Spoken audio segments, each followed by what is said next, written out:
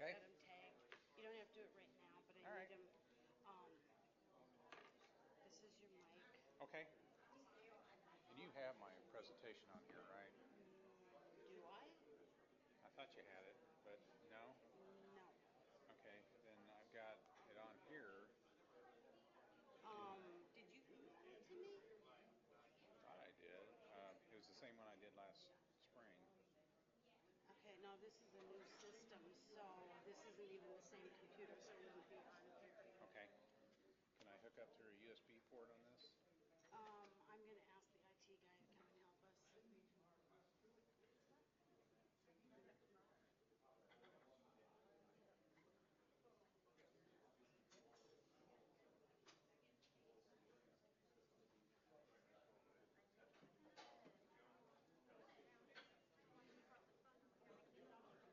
the IT guy to come and help us.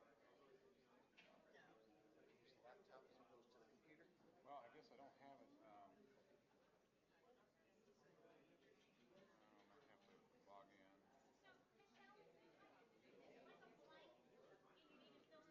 I can. I guess is this on the internet? I believe it is, yes. Log into my OneDrive and Oh, get it. that would even. We'll go any direction you want to go.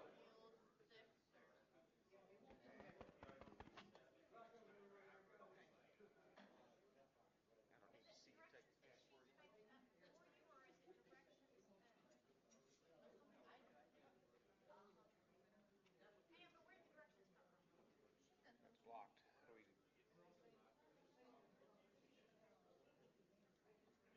How do we? Let me go to my office. Last year's on a junk drive. Do you know what the name of it was? Utilization review. Same as what's now. Uh-huh. Can we get on the internet, or is it blocked, or? Pull this away. Let me go see. I work at a different facility. I'm not going to pull you the medical center. I would love to give you that answer. They obviously have some things blocked, is what it's looking like.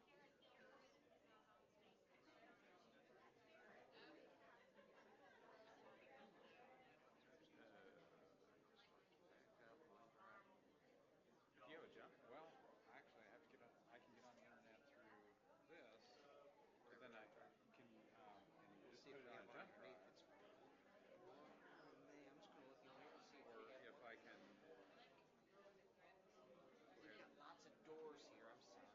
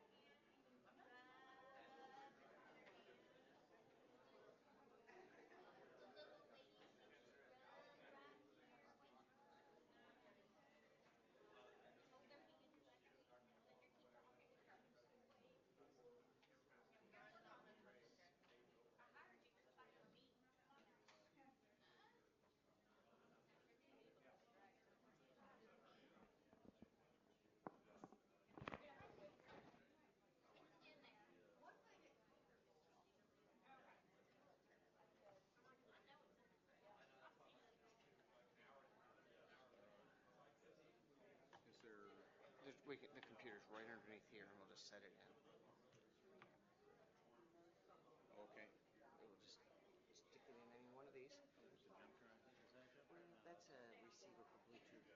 so we're pretty close. I've actually We can two people. Bluetooth. We could Bluetooth. Two people are coming with jump drives right now. I wouldn't trust just asking one.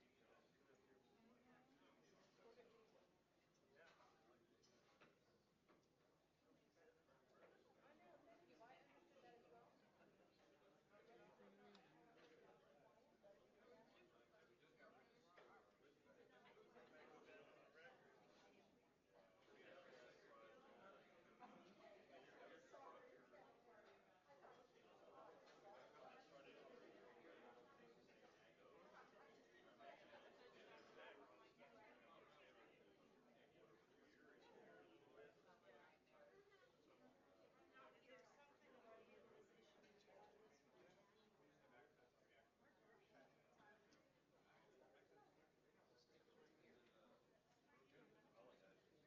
Dan.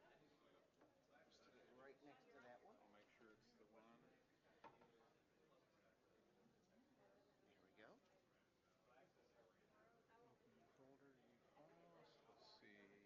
GRU utilization review presentation. That's it.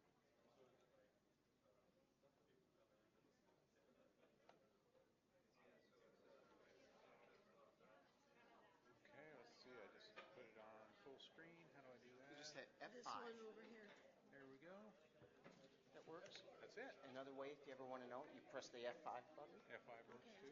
and that does it. So we need the And if you don't want your slide up there, just for point of note, black gives you a black slide, W Okay. gives you a white slide. Okay. I'm going to have Dr. Armstrong come up. He's going to introduce you. Okay. Thank you very much. Thank you. If there's anything we can do, just let us know. Appreciate it. Hang on, I just have to turn it on. Both microphones are at the same time. It's all fancy. Hey, Dr. Ruth. Hey, how you doing? Good. How are you? Let you introduce me. Yeah, absolutely. Okay. Are we ready? Thank you. I'm going to sign. Okay. Good afternoon. Can I have your attention for a minute? I have the pleasure of introducing today's speaker. This is Dr. Terrence GRU with us, and he'll be talking on utilization review today. Dr. GRU served and successfully completed his traditional rotating internship at OSU Medical Center in 1984. Dr. GRU is the Associated Medical Director of Rose Rock Healthcare, a family-owned hospice program serving northeastern Oklahoma. He's board certified in family medicine and hospice and palliative medicine, and also holds a certificate in geriatrics. He is a clinical assistant professor of family medicine at OSU College of Osteopathic Medicine, and Dr. GRU has been a hospice medical director since 1995, serving in both small family-owned hospices and large corporate hospice company. He's an expert in caring for people at the end of life. Please give your attention to Dr. GRU. Thank you. Appreciate it.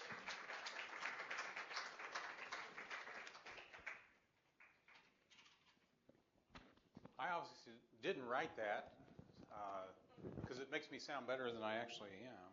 But I'm going to talk to you a little bit today about utilization review. So, kind of should be a boring subject. We're going to try and make it not quite so boring. I've got all our staff right here in the front row. Raise your hands, guys. You know all the utilization review staff. They're great. They help us a lot. If I don't know the answer, they always do.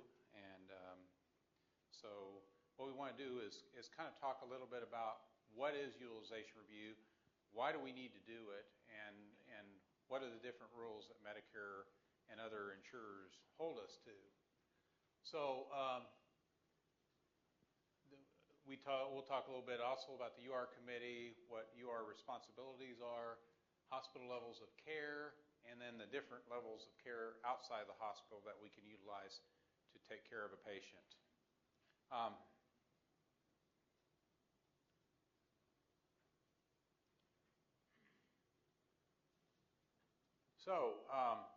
What is utilization review? It's basically when we evaluate the necessity, quality, effectiveness, or efficiency of medical services, procedures, and facilities. It involves appropriateness of admission, how we judge whether an admission should be into outpatient versus inpatient, otherwise known as observation versus inpatient. We need to We also check the services and orders that are provided, the length of stay, and discharge practices.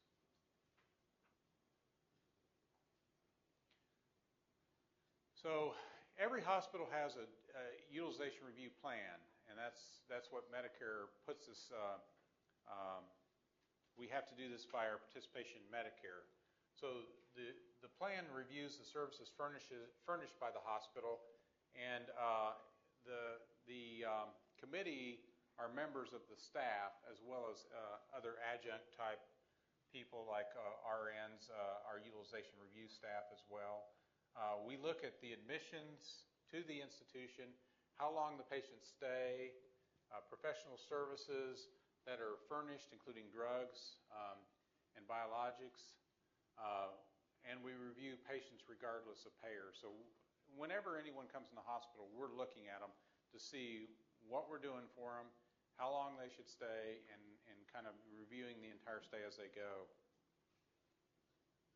The committee, the voting members are the physicians or other healthcare practitioners like dentists. We don't have any dentists on the committee. Podiatrists could be on it, or clinical psychologists.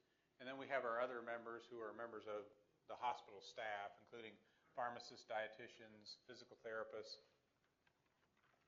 RNs are caseworkers, social workers, etc. And then we have non-medical advisors such as administration, risk management from the hospital that are on the committee. We meet once a month. Any of you want to be on the committee, we're glad to have you. We usually have lots of people who volunteer to be on the committee every year. No, not really. We have to force people and twist their arms. But if you do get on the committee, you'd probably find it fairly interesting, the kind of stuff we look at. So what is the function of the committee? Well, to improve revenue integrity, ensure quality of care is probably the most important thing we do. Improve our processes so that we can get patients in and out of the hospital a little quicker and more efficiently. We do what we're supposed to do from a regulatory standpoint as far as the Medicare rules and regulations. We maintain compliance to Medicare rules and regulations and ensure payer constancy and ease over and underutilization. Underutilization can be a problem as well, but more times we're looking at overutilization. So we'll look at each of these and how we do it. We look at extended stays. When patients are in the hospital for 7 days, we review them. We meet twice a week with all the case managers, and we talk about any patient who's been in the hospital over 7 days to see that we're managing them efficiently and effectively. Some of these patients we talk about quite often because they're in more than 7 days and sometimes 20, 30 days when there are some of these wound care patients. So we do that twice a week. We also look at avoidable days to see if there's something that we could have done more efficiently to get the patient out quicker, and we look at quality issues. So people might ask, why would avoidable days be a problem? Well, the longer a patient's in the hospital exposed to whatever might be floating around here, the more chance there is that they could get a complication. So we do want to get them out as quickly as we can and work with them as efficiently as possible. So when we identify areas of improvement, we look at problems in the process. For instance, one problem we've been working on is getting tests done in a more timely manner, especially a lot of our cardiac tests. Sometimes it seems like it takes an extra day because we don't get the test done early enough in the morning so that we can get the results and talk to the patient and get them out the same day on an observation patient. We've had issues in the past about echocardiograms, and actually now we've got it so that echocardiograms on observation patients get put to the front of the heap so that they can get done a little quicker, and we can actually process those patients quicker and get them out sooner. We've looked at, we've also done this, physician education. We do peer review. We look at different physicians to see if there's patterns in different physicians. We All the doctors get their length of stay data every quarter, where we compare doctors in the same department to each other to see how they compare as far as their length of stay. We do compliance audits, sampling, screening, and reporting for both ourselves to see what's going on and for Medicare. And they also do it on us, so we look at some of the things they provide to us. Well, some of the tools we use, we look at things to determine clinical appropriateness, medical necessity, and to see how to place the patient in the hospital. The one we use here for the most part is one we call the interqual criteria. We have the interqual books, and we have actually the program that our utilization review staff puts every patient through the interqual protocol to see whether they're in the right status, whether it's inpatient or observation. And when they come to you and say, hey, this patient should be inpatient because they meet inpatient criteria, the reason they know that is because they've run it through interqual. Sometimes they'll come to you and say this patient was put in inpatient and should have been observation because they don't meet inpatient criteria, and it's the same thing. They've looked at the interqual criteria and found that the patient didn't quite meet that criteria. So we don't use the middleman. Some hospitals have their own criteria for this kind of stuff. Medicare doesn't tell us what criteria to use. They just tell us we should use some criteria. And really, when it comes down to it, it's more important that we use good clinical judgment in these cases. There are times where a patient won't meet interqual criteria, but because of their individual situation and things you know about the case, the patient should be inpatient. Well, that's where it's very important that your documentation reflect that we know why the patient should be inpatient based on what you're writing in the note. So to a certain extent, this new electronic medical record we're dealing with the last 6 or 8 months has been kind of tough because it just seems like every note looks the same. So be sure and add comments, add things in there to tell us why you're thinking this patient is sick enough to be in the hospital if you want them admitted. If they're observation, you need to tell why you think they should be observation. So patient status is the first thing we look at. Inpatient, your order should read, and now we have them in the electronic medical record as is, admitted as an inpatient.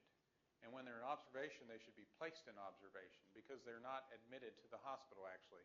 Patients in observation are not inpatients. They're outpatients. So when you think about it, all these patients in observation, we're actually billing Medicare B for that because Medicare A is the inpatient benefit for Medicare patients. Medicare B is the outpatient benefit. So that's subject to deductibles and copays, just like if they went to the doctor's office. So when you think about it, somebody in observation, you may be, if they're in observation and they should be inpatient, you may be costing them a lot of money. There was a thing on 60 Minutes not too long ago about this process saying that patients weren't getting put in inpatient when they should have been. Well, I have a hard time believing that because we'd like to have patients in inpatient. We make more money. We do better as a hospital if they're inpatient. But we have to have criteria, and we have to have severity of illness and intensity of service to bring them into inpatient. In observation, we can kind of do things where we're testing a patient to see if they're sick enough to be an inpatient.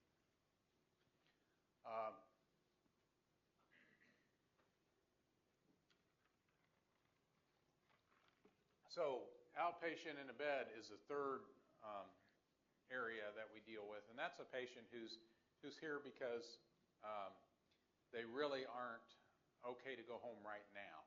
So sometimes we'll do a procedure on a patient, for instance, a heart cath, and it's done late, and the patient's still recovering, and they don't meet the criteria to be an inpatient. We would call them an outpatient in a bed, and we would leave them in until they're well enough to go home. Now, if they have complications that make them sick enough to be in the hospital, they can be changed to an inpatient. So as you can see, this kind of gets complicated at times. And that's where our staff can really help you if you have questions about a specific patient. So inpatient care, Medicare defines inpatient care as,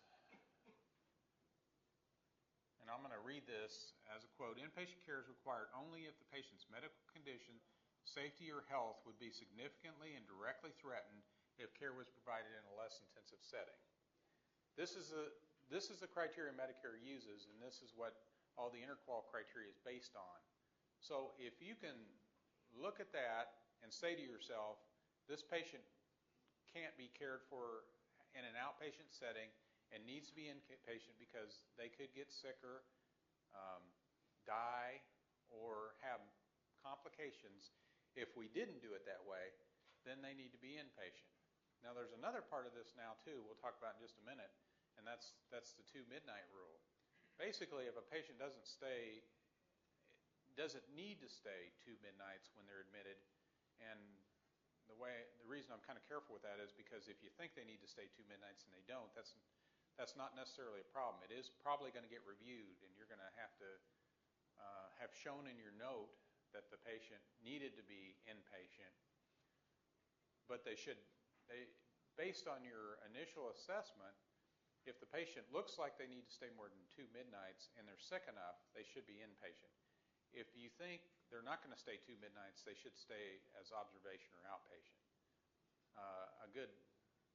Probably a good example of this is someone who has just a mild exacerbation of COPD, and you don't think they're going to stay 2 midnights, but you just think they need some breathing treatments and maybe some steroids and a dose or 2 of antibiotics, and they could probably go home the next day if they're doing better. That might be a patient who needs to be admitted or placed in observation rather than admitted inpatient. But if you think they're pretty sick, they're going to need steroids for 3 or 4 days, they're going to need IV antibiotics for 3 or 4 days, then you need to say that in your note and say why you think they need to be inpatient and do it that way. Another important thing we're seeing that we really need to concentrate on here is when you do admit somebody to inpatient and you fill out that paperwork, the reason for the admission is not the diagnosis. It's why you think they're sick enough to be in there and what you think you're going to do to them during that period of time they are in the hospital. Any questions about that? So observation, and this is Medicare's definition of observation. Observation includes ongoing short-term treatment, assessment, and reassessment that are furnished while a decision is being made regarding whether the patient will require further treatment as hospital inpatients or if they are able to be discharged. So these are the patients who are it's a little bit unclear. Chest pain rule-outs, perfect example of this. We don't know if they're really sick enough to be in the hospital. We have to do some tests and see. But if you do a stress test and they have a positive stress test or they have troponins that turn up positive, then they could have unstable angina or an acute myocardial infarction or something like that. Then you can change them over to inpatient. So you're trying to figure out what's going on with them. If their stress test is negative, their troponins all stay negative, their EKGs don't change, and basically you've done the rule out and it's not cardiovascular chest pain, then they would stay observation and be discharged. So that's the main difference. So is that somewhat clear to everyone, the difference between observation and inpatient? Anybody have any questions right here? Because this is a really important area that probably the most important thing we're talking about today. Any questions? You found that outpatient with a bed, that's similar to observation, or is that totally separate? It's a separate thing, but it is similar to observation. Basically, an outpatient in a bed is somebody who's had a procedure who we're just kind of watching. You know, a surgery that's gone late, say for instance you do what's considered an outpatient surgery on somebody, lap chole. Right, perfect example. That would be an outpatient in a bed.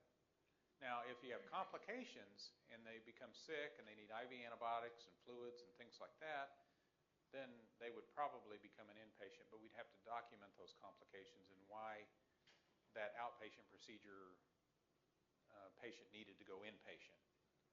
So the more, if something is considered by Medicare to be an outpatient procedure and you decide it needs to be inpatient, we need to know why.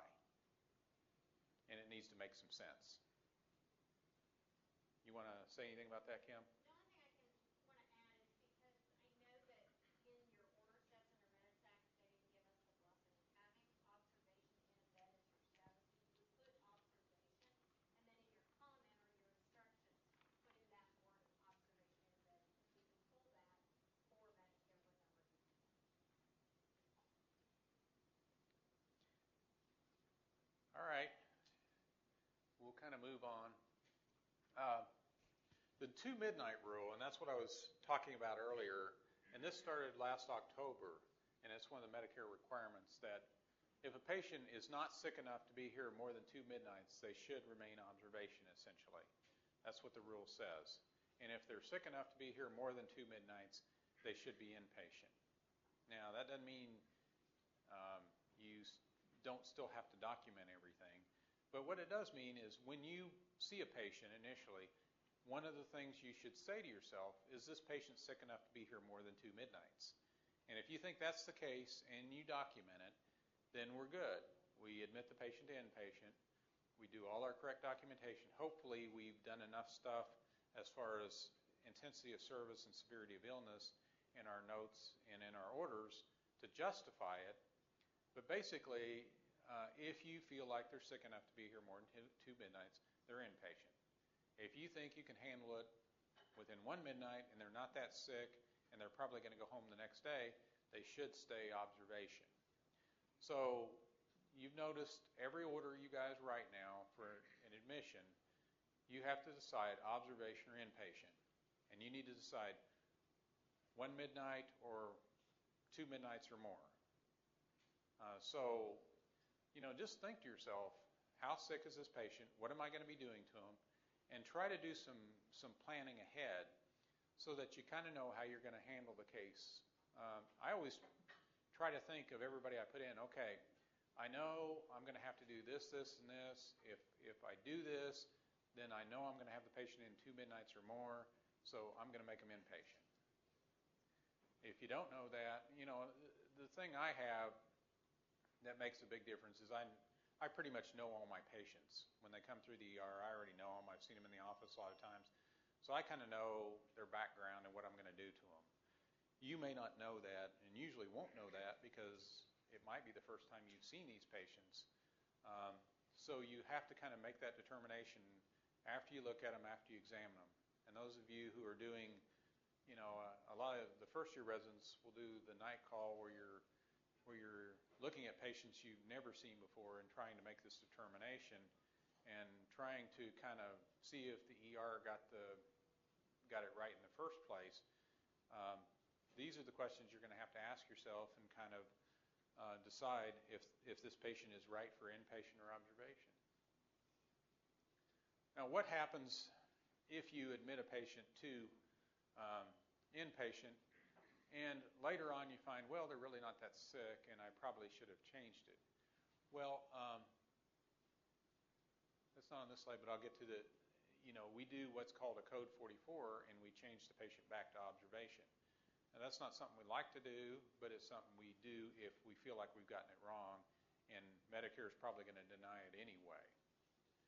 Code 44 requires somebody from the Utilization Review Committee, usually me or if I'm out of town, somebody else, to review the chart and see if I agree that the patient should have been observation. And we write a note that says, basically, this patient, we reviewed the chart and we feel this patient should have been admitted to observation, not to inpatient. And then we change the billing. Now, the other thing they did for us, well, if you call this a favor, Medicare changed one of the rules that said we can rebill a patient to observation if they deny it to inpatient. But that process we're just working through. We don't even know how well it's going to work. That still usually is a very substantial decrease in payment for the hospital. So a lot of this has been taken care of since we've got the electronic medical record. You always have to do the status of the patient with your admission order. It should always be admit the patient to inpatient or place the patient in observation. And then the rest of the thing is fill out the rest of the form. So admitting diagnosis, reason, number of days they're going to stay, and any anticipated outpatient needs. Like, do you think the patient's going to need home health when they're discharged, or are they going to need skilled nursing when they're discharged? So all those things need to be on that initial order, and they're all there for you right in front of you. All you got to do is fill them out. We're trying to figure out a way so that you can't go on until you fill them out, but that hasn't quite happened yet. Dr. Blackwell's trying to fix that for me. So for inpatient, the patient should be expected to be in at least 2 midnights. If the patient's not expected to be 2 midnights, we do observation status.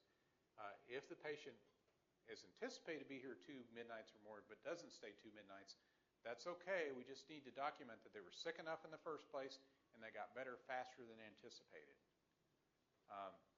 That's where we're seeing a lot of kickbacks from the intermediaries and the Medicare replacement policies. Basically, if someone's here on Secure Horizons, for instance, and we say they're inpatient and they stay less than 2 midnights, Secure Horizons is going to deny every one of those. They don't care. They're just going to say less than 2 midnights should have been observation. And it's going to be up to us to justify. We're going to have to write a letter and justify why we thought the patient was sick enough to be here more than 2 midnights but got better sooner. So I'm not saying you have to keep those patients 2 midnights. I'm just saying if you don't, be prepared to put in your note why the patient was sick in the first place and got better quicker, so that you give us some ammunition. Otherwise, I'm not going to have anything to work with when I do that review. And right now, I'm doing all the reviews for our denials, but I'm behind, and Kim's starting to yell at me. So give me all the ammunition you can in those cases so that I can have something to fight with the insurance companies over.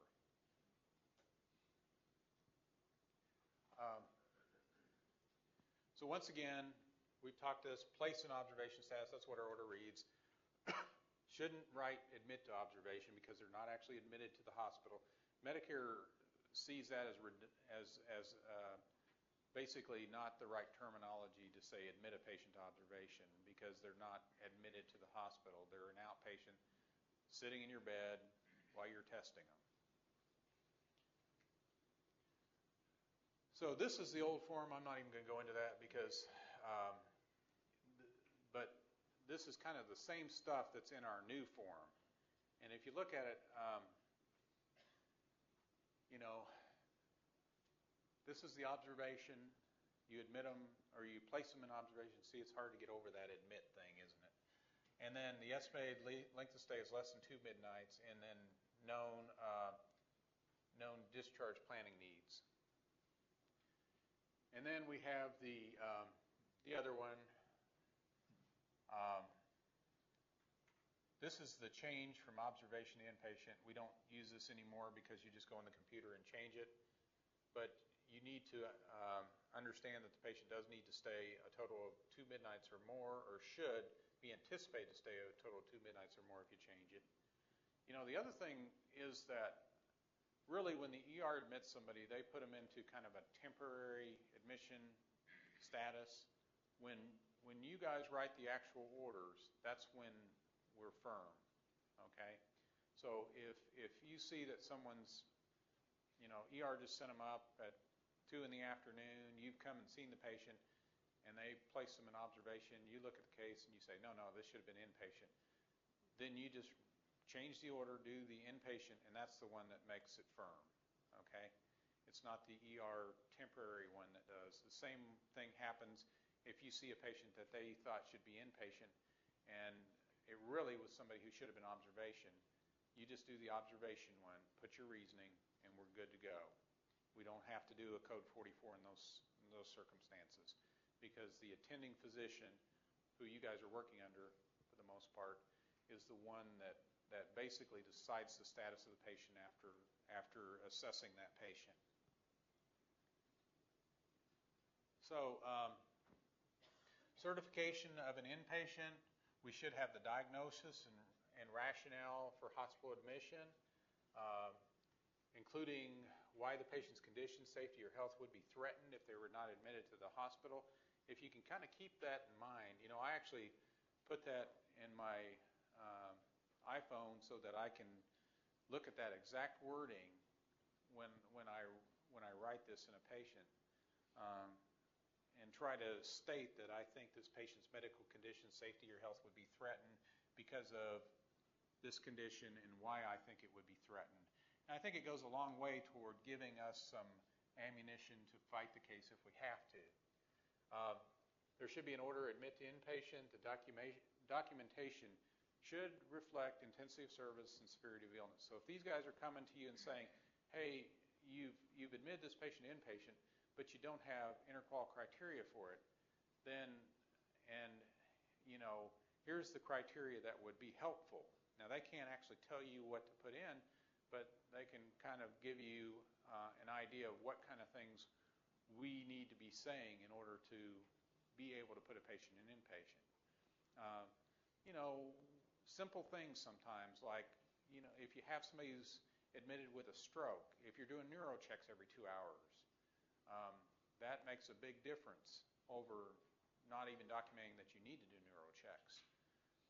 If you feel like the patient could have another stroke or could extend the stroke, if you put that in your note, that goes a long way toward giving us ammunition we need. If you have somebody admitted to chest pain who has, underlying cardiovascular disease, and you really think this is unstable angina and not just chest pain, rule out.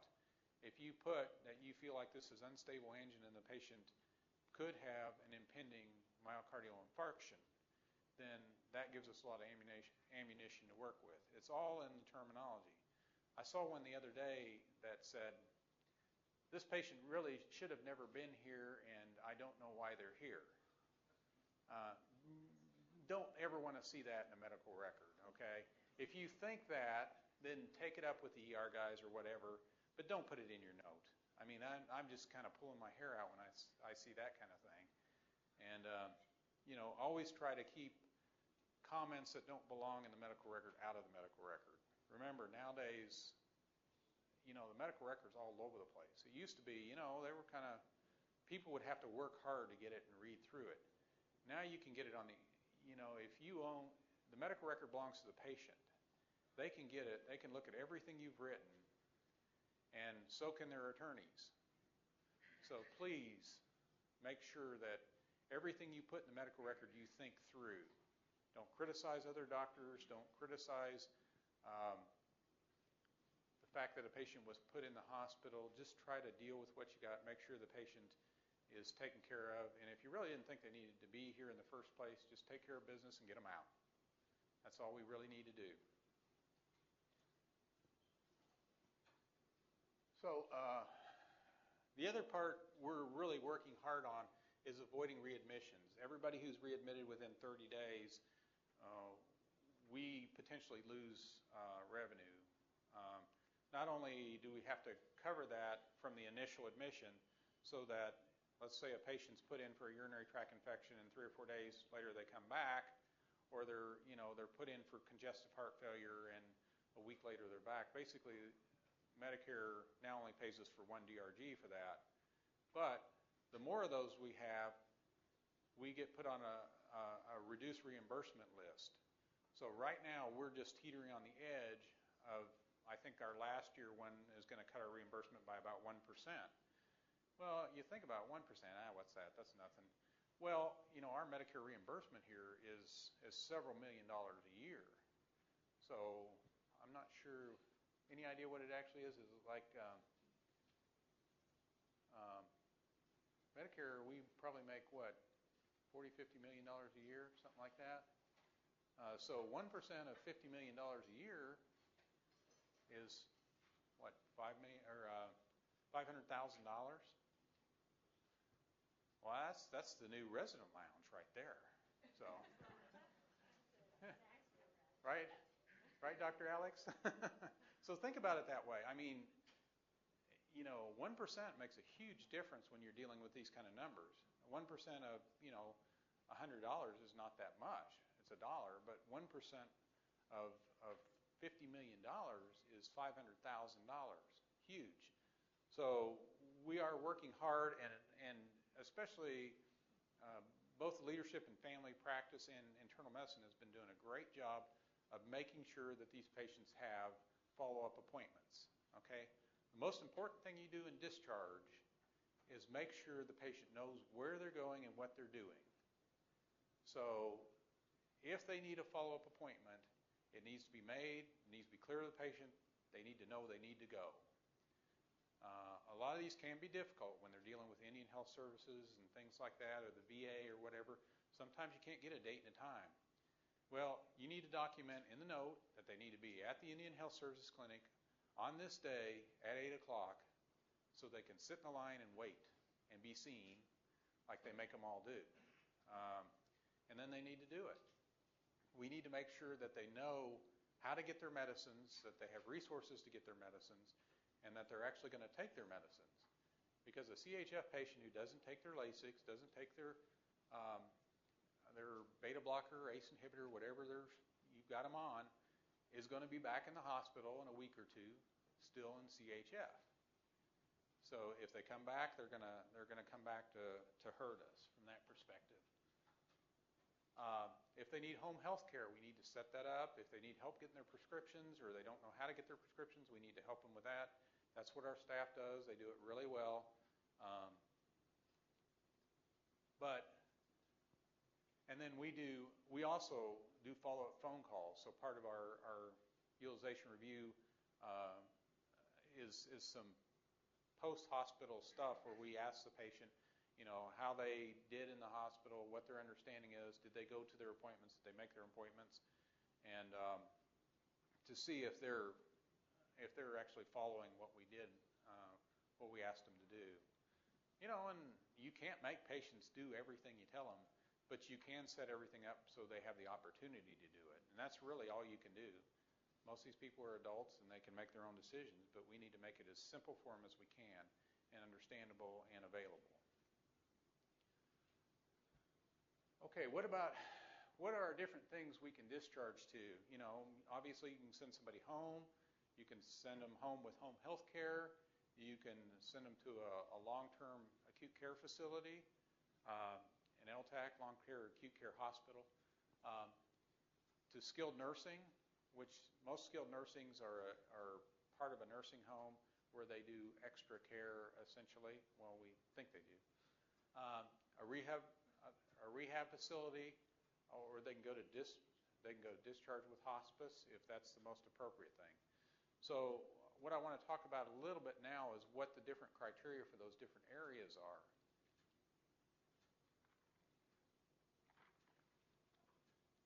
So with home health care, you have to have a physician face-to-face evaluation. The home health care people will drive us nuts to get those if we don't have them. Generally speaking, if you want to discharge a patient to home health care, you're going to have to fill one of those out before they leave so we can get them started on the home health care. And basically what that says is you've seen the patient face-to-face, you've evaluated that they need home health care, you've evaluated that they're most likely homebound,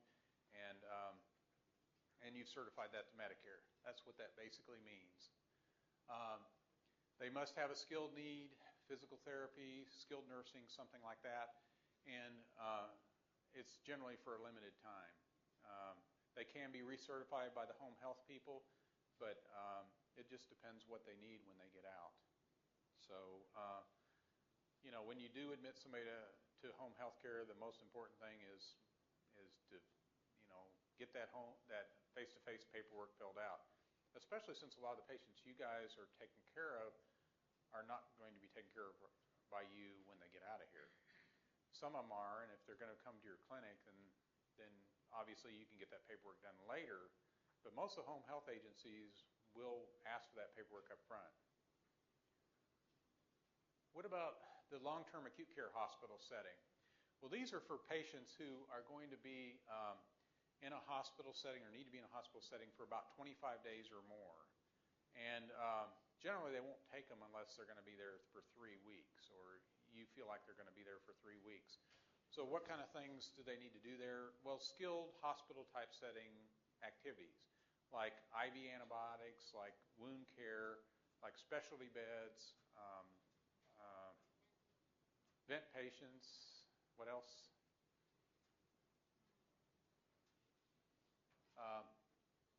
What they're going to do when we ask for that kind of referral is the representative from the LTAC is going to come up here. They're going to look at the chart. They're going to see what you're doing. They're probably going to ask you, how long are you going to do this stuff? How long do we need to do this stuff? And then if they feel like it fits their criteria, they'll take the patient. Now, the way it works, if they have patients who don't stay 25 days, if they have a substantial enough number of them, they can lose their LTAC license. So they don't want to get a lot of short stays in LTAC. And, you know, of course, they don't want to have a huge long stay either, because if they have a stay of 60 or more days, it costs them a lot. Basically, the way they're reimbursed is until the patient meets their DRG days, they're reimbursed by the day, and it's a lot less. Once they meet their DRG, they have a certain reimbursement, and then they don't get reimbursed anymore unless they're an outlier, and then they can get reimbursed more. All that sounds complicated, but the bottom line is they need to average 25 days. If they average under 25 days, they can lose their LTAC license. If they stay a lot more than 25 days, it costs them a lot in revenue. So that's what they're going to be looking for there, and they have to have the skilled activities that are required to be in the LTAC to do that.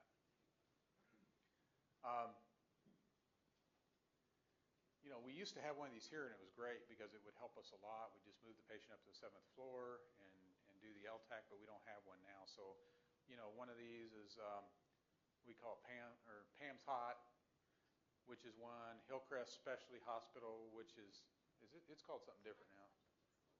Select Specialty. There's 4 or 5 of them around town that we can use when we need it. They don't take Medicaid patients generally. They almost exclusively Medicare. Some of them Medicare replacement plans, if the Medicare replacement plan will play with us with those. Sometimes we have a lot of difficulty with like Secure Horizons getting them into this type of thing. And like Blue Cross, for instance, requires that they be here for 30 days before they'll even consider letting them go to an LTAC. Skilled nursing facilities are basically a level of care above what a nursing home is, and the nursing home gets paid roughly about $300 to $500 a day, depending on the intensity of service of the patient, and they're required to take care of all the patient's medical needs, including medicines, therapies, you know. So that reimbursement, $300 to $500, you're going to have a hard time doing an expensive antibiotic in a skilled nursing facility. They're not going to want to take that. Now, if you've had somebody, for instance, who's had hip replacement, who needs just some more time, they just really aren't capable of going home, need some more therapy, this might be a good place to put them. Somebody who needs just more time, more therapy, the criteria for getting them into a skilled nursing facility is not as rigid as it is to get them into an LTAC. Basic rule of thumb, though, is they have to be an inpatient for three midnights or more to qualify to be in skilled nursing. Okay? So if you put somebody in observation, they stay in observation overnight, and then you change them to inpatient for 2 more nights, they don't qualify. They have to stay that 3rd inpatient night to qualify. Well, if they stay the 3rd night, then you're not meeting criteria for that 3rd night. So you really need to anticipate this when the patient's admitted. If you think they're going to need to be in skilled nursing, you need to make sure they're inpatient right away. They need to stay the 3 midnights, and then they have the eligibility to go to skilled nursing. They still have to meet the admissions criteria, but at least they're eligible. And don't document that you're admitting them to go to skilled. Yes, please don't. That's a red flag of no, we're not paying. And then if Medicare ends up denying the inpatient admission, then the skilled nursing admission gets denied too. So it really puts us in a bad spot. Make sure you document why they're sick enough to be in the hospital. Okay. Rehab facility, certified rehab facility, the rule of thumb is somebody who needs more extensive rehab, like a stroke, like total hip, total knee, sometimes will qualify for this. Sometimes a medical patient, some of the rehab facilities will take a medical patient who needs extensive rehab if they've met they have to have so many of the qualifying illnesses. Most of their inpatients have to be orthopedic or stroke or something like that to qualify. They really need to be able to progress to 3 hours of therapy a day. That doesn't mean they have to be able to do 3 hours of therapy on day one, but they should be able to get to that pretty quickly. And that's what the rehab facilities are going to look at. They're going to say, okay, does this patient have the potential to get to 3 hours pretty quickly, like within the first week? And if they're not going to be able to do that, if they're too weak, they're too debilitated to do that, then they're not going to take them in a rehab facility. Some of those are like Kaiser Rehab Center, was it Burnson, or over at St. John's has a rehab center. There's one in Tahlequah that, and I think they have one in Stillwater as well, that one group. What's the name of that group? Rehab Care has some rehab facilities. So these are excellent resources for patients who need more extensive type rehab, physical therapy, occupational therapy, things like that. Just think if someone is going to be capable of doing 3 hours of therapy a day, and if they need to stay 2 or 3 weeks, especially think things like strokes and orthopedic stuff for this type of stuff. Hospice, the hospice criteria, patient should have a terminal diagnosis with a prognosis of 6 months or less. That's the Medicare criteria, and they should show signs of decline. That's what Medicare needs to put somebody in hospice. Now, a lot of times we'll put patients in hospice who are at the very end of life and just have hours or days to live, and that's certainly appropriate. You always would like to get them on hospice a little earlier if they have a terminal condition that you can manage. Sometimes we can do hospice a number of places. You can do hospice here in the hospital, where we actually change their admission over to a hospice inpatient, and they stop being basically an inpatient in the hospital. They become an inpatient in the hospice, which is contracting with the hospital for their care. This is especially useful if someone is actively dying, but they're not going to die in the next few hours. They might be the next few days. You really don't want to move them. You're not going to do anything else. You're going to do only palliative care. And these guys can hook you up with one of the hospices that will participate with us with this. It's also very helpful if you have somebody who's not going to die for days to weeks, and then they can go to some place like Clare House, which is an excellent facility we have here in town that helps take care of people really in the last 2 weeks of their life. And then if you have somebody who just has a terminal condition who's not going to die in the next week or two, but more in the next few months, who needs some help at home or wherever they're going to be, in a nursing home or a residential facility like a assisted living, who needs some assistance, hospice is an excellent thing for them as well. What hospice does is they provide nursing services, aid services, social work, chaplain services, and volunteer services for a patient and their families. So it helps a lot with the family as well. And sometimes even when you're dealing with somebody at the very end of life who needs that kind of service, beyond what we can do to help the family and all that stuff, this might be something to consider. We have the way patients go on hospice. You have 2 90-day certification periods. So that's a total of 180 days where basically the hospice takes care of them. And after that, after 180 days, they have to be seen in a face-to-face by a physician or nurse practitioner, and they have to be recertified. And then they can be recertified for 60 days at a time after that. People can stay on hospice for 2 or 3 years, although it's not really encouraged. They really should be somebody who you think is going to die within 6 months, okay? If in your medical judgment, you think they're not going to be around in 6 months, then they might be hospice appropriate. I like to see them being patients who are actually accepting of the end of life, who have signed DNRs and things like that, but that's something that the hospice can address later if they're not quite ready for it. So basically, I jokingly call myself the discharge Nazi because, that seems to be what we're known for in utilization review. Get them in, get them out. But it's more than that. It's about take care of patients, getting them to the right places when they're dismissed, making sure we're efficient with their care, making sure they get the right kind of care they need when they're here, making sure their status is correct, and really helping you all do a good job taking care of the patients and getting them through the system. And trying to do it with a smile on our face at the same time, right? Looking right at you. So with that in mind, does anybody have any questions?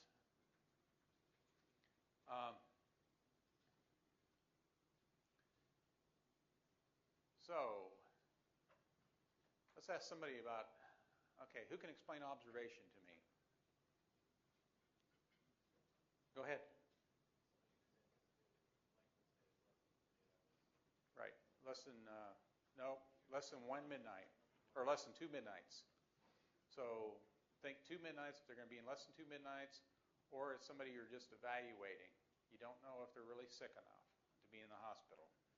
So, two main things, if you take anything home from today, document, please. If you think a patient's sick enough to be in the hospital, tell me why. Put lots of stuff in there. I like to see meat in those notes. Second, know the difference between observation and inpatient. Observation is for working a patient up or patients who aren't sick enough to be here more than 2 midnights, okay? Inpatient is for anybody else, anybody who's sick enough to be here more than 2 midnights, okay? And don't worry so much about the outpatient in bed. Our staff will take care of that.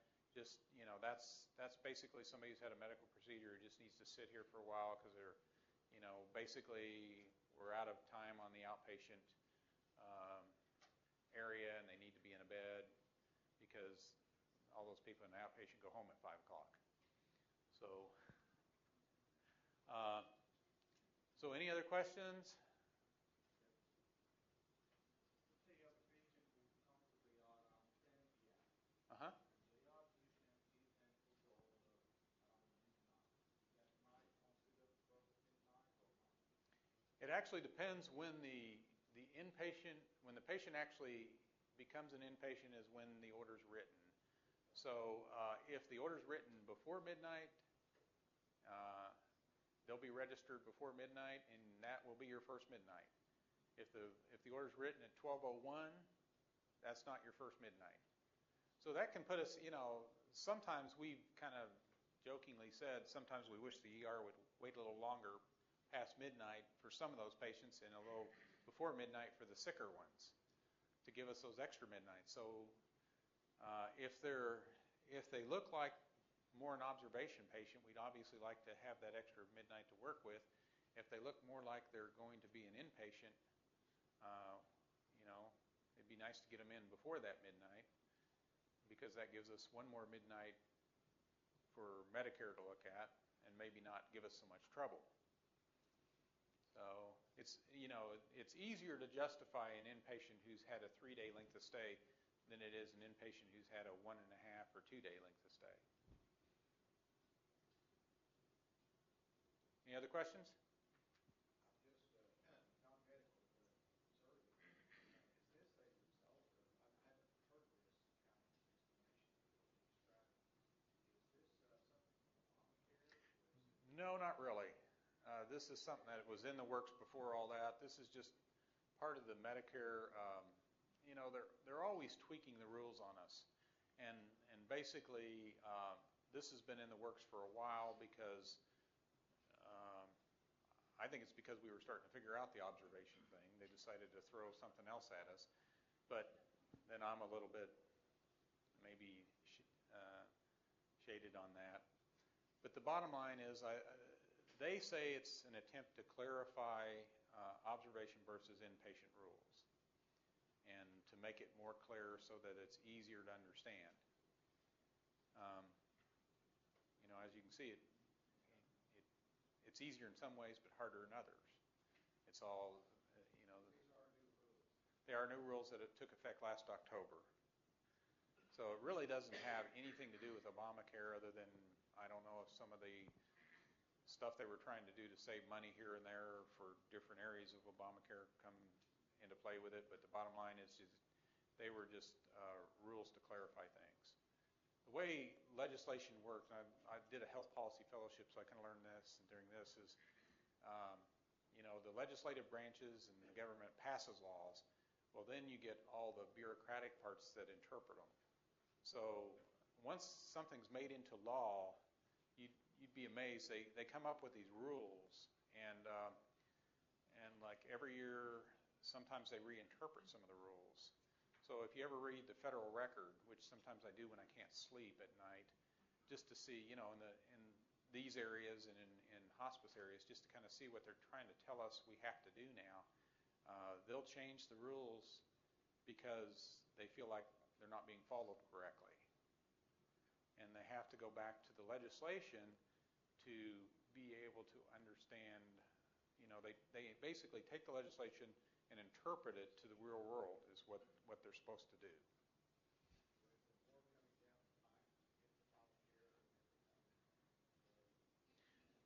Probably. I mean, there's a lot coming with,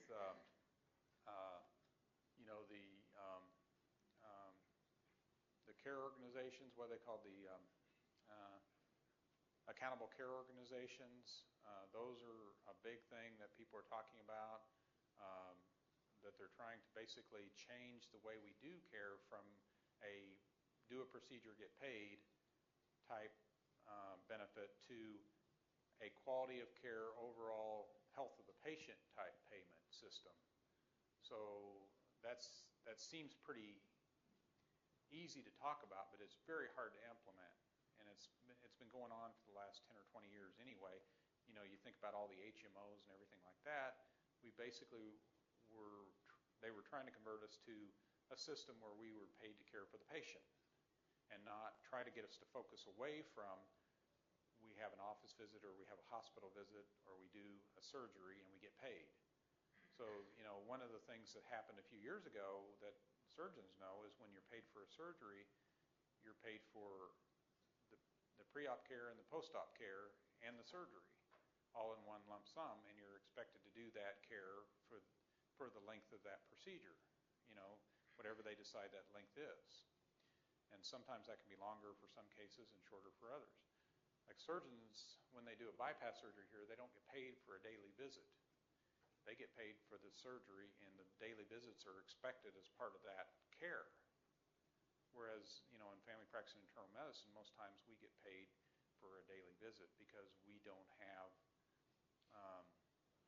DRGs on our care yet. But a lot of the movement is for like congestive heart failure, that would be assumed the patient's supposed to be in for 3 days, so you would be paid for a bulk sum of 3 days worth of care to put a patient in the hospital. And that's a lot of the movement is moving toward paying us for either an illness and to take care of it through that illness, or in a lot of cases with accountable care organizations to pay for patients for, as like an HMO type payment. You would be paid so much for this patient, and you're expected to take care of all their care. And if you do a good job, you get paid more. And if you don't do a good job, and your documentation is patients get sick and die, you get paid less, or you get thrown out of the system. So there's a lot of stuff that's kind of in the works that is kind of scary to those of us who have been around a while. Yeah, it's always changing. Any other questions? Well, thank you all for your attention. I appreciate it. I hope this has clarified things for you.